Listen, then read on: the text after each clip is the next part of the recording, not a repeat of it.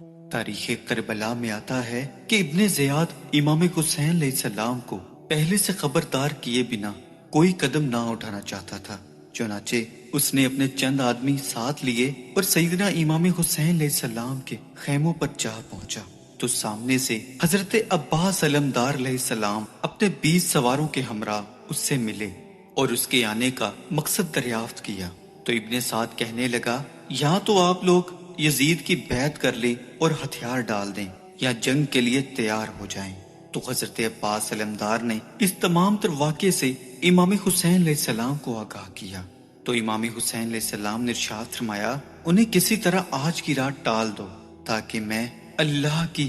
جی بھر کر عبادت کر سکوں۔ تو حضرت عباس علمدار نے ابن سعد سے ایک رات کی مہلت طلب کی۔ ابن سعد نے اپنے ساتھیوں سے مشورہ کیا اور آپ کی یہ بات مان لی اور واپس چلا گیا۔ سیدنا امام حسین علیہ السلام نے اپنی تمام تر اہل بیت کو جمع کیا اور حضرت عباس سے فرمایا کہ عباس چراغ بجھا دو۔ تو سیدنا امام حسین علیہ السلام فرمانے لگے، یہ لوگ مجھے شہید کرنا چاہتے ہیں، تم سب رات کی تاریکی میں یہاں سے نکل جاؤ اور دشمن تمہارا پیچھا نہیں کرے گا۔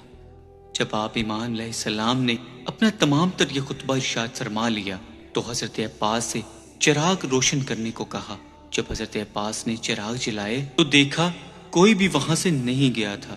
اور سب کہنے لگے، اے نواسہ رسول، ہم آپ کا ساتھ چھوڑ کر کبھی نہیں جائیں گے، ہماری جانیں آپ پر قربان ہونے کے لیے ہمیشہ تیار رہیں گی، آپ حق پر ہیں اور ہم حق کا ساتھ کبھی نہیں چھوڑیں گے۔ تو آپ علیہ السلام کی بہن حضرت سیدنا بی بی زینب علیہ السلام اس خیال سے رونے لگی، یہ لوگ آپ کو شہید کر دیں گے۔ آپ نے اپنی بہن کو حوصلہ دیا اور کہا، اے میری بہن زینب، صبر کرو، اللہ صبر کرنے والوں کے ساتھ ہے۔ روایات میں آتا ہے کہ جب ابن زیاد نے شمر کو عمرو بن سعد کے پاس بھیجا تو شمر نے جانے سے قبل ابن زیاد نے حضرت عباس علمدار اور آپ کے بھائیوں کے نام امان نامہ لکھوایا، کیونکہ وہ رشتے میں آپ کا ماموں لگتا تھا اور آپ کی والدہ اس کی چچا زاد بہن تھی۔ ابن زیاد نے شمر کو حضرت عباس علمدار اور آپ کے بھائیوں کے لیے امان نامہ لکھ کر دیا، اور جب شمر کربلا پہنچا تو رات کے وقت اس نے آپ علیہ السلام کو پکارا۔ جب آپ خیمے سے باہر نکل کر آئے تو اس سے کہا، میں نے تمہارے لیے اور تمہارے بھائیوں کے لیے امان نامے حاصل کیے ہیں، تم امام حسین کا ساتھ چھوڑ دو تو تمہیں کچھ نہیں کہا جائے گا۔ اور آپ علیہ السلام نے شمر کی بات پر خاموشی اختیار کی اور سیدنا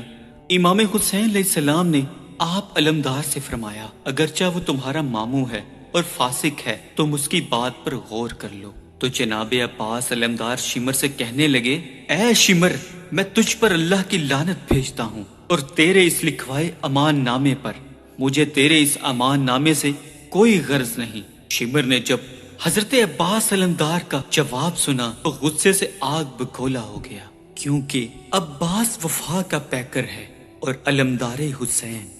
آپ علمدار نے شمر کو گریبان سے پکڑا اور فرمانے لگے، یہاں سے چلا جا، اور شمر غصے میں آگ بگولا ہو کر وہاں سے چلا گیا۔ تاریخ نے لکھا کہ جب امام حسین علیہ السلام شب عاشور کی رات اپنے اہل بیت کے تمام لوگوں سے فرما رہے تھے کہ میں اپنے جان نثاروں کو اپنا وفادار پاتا ہوں اور دوسروں کی نسبت اہل بیت کو زیادہ صلہ رحمی کرنے والا دیکھتا ہوں، اللہ تم سب کو اس کا اجر عطا فرمائے، کل یقیناً لشکر یزید سے ہمارا مقابلہ ہے، رات کی تاریکی میں تم میں سے اگر کوئی جانا چاہتا ہے تو وہ جا سکتا ہے، میں کسی پر کوئی ملامت نہیں کروں گا، یہ سب لوگ میرے قتل کے خواہاں ہیں اور مجھے شہید کر دینا چاہتے ہیں، اور ان کے سوا ان سب کی کوئی خواہش نہیں۔ آپ امام حسین علیہ السلام کا یہ تمام تر خطبہ سن کر حضرت عباس علمدار سب سے پہلے کھڑے ہوئے اور فرمانے لگے، اے امام حسین، میرے بھائی، ہم آپ کا ساتھ کبھی نہیں چھوڑیں گے، اللہ وہ دن کبھی نہ لائے کہ ہم آپ کے بغیر زندہ ہوں، ہماری جانیں آپ پر قربان، ہماری اولادیں آپ پر قربان۔ حضرت عباس علمدار کا یہ کہنا تھا کہ تمام اہل بیت نے آپ علیہ السلام کا ساتھ چھوڑنے سے انکار کر دیا تو سیدنا امام حسین علیہ السلام نے حضرت عباس علمدار اور دیگر اہل بیت کے افراد سے کہا، تم خیمے کی پشت میں خندقیں کھودو اور ان خندقوں میں لکڑیاں بھر دو تاکہ جب لشکر یزید حملہ کرے تو ان لکڑیوں کو جلا کر ان مالونوں کو روکا جا سکے۔ تمام تر خندقیں خیمے کی پشت پر کھودنا۔ تو جناب عباس علمدار اور آپ کی تمام اہل بیت کے جانثاروں نے خندقیں کھودی اور ان کو لکڑیوں سے بھر دیا۔